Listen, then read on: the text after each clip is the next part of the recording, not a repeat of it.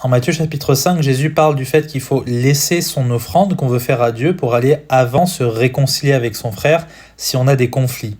Il dit la même chose, si on a une partie adverse, il faut d'abord s'entendre avec elle, sinon on risque d'être jeté en prison après avoir reçu un jugement. Et regardez ce que Jésus dit, c'est assez surprenant.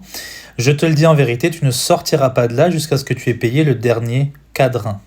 La phrase commence par « Si donc tu apportes ton offrande à l'autel ». Alors, si un donc, ça veut dire que ça suit une idée précédente. L'idée précédente, c'est que les pharisiens, ils n'avaient pas une bonne justice. Ils étaient superficiels dans leur application de la loi.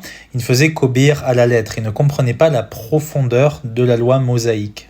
Donc notre pharisien typique ici, il va faire son offrande à l'autel, mais s'il a un conflit avec un frère, il va se dire tant pis, de toute façon, je suis en accord avec Dieu parce que je fais mon offrande, je suis mon rituel.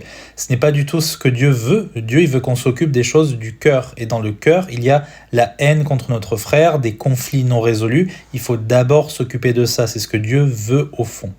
Ainsi, on va accomplir la loi et les prophètes.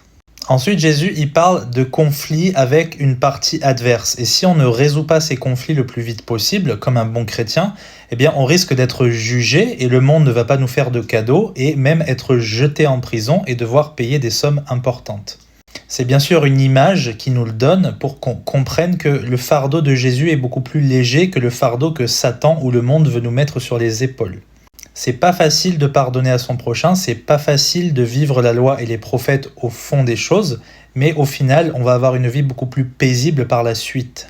Donc Jésus ici, il choque intentionnellement pour nous faire comprendre l'importance de s'occuper des choses du cœur, de nos problèmes personnels, d'aller au fond des choses et de ne pas rester superficiel et de mettre de côté ce qui est réellement important. Sinon, on va avoir beaucoup de soucis dans notre quotidien. Que Dieu vous bénisse.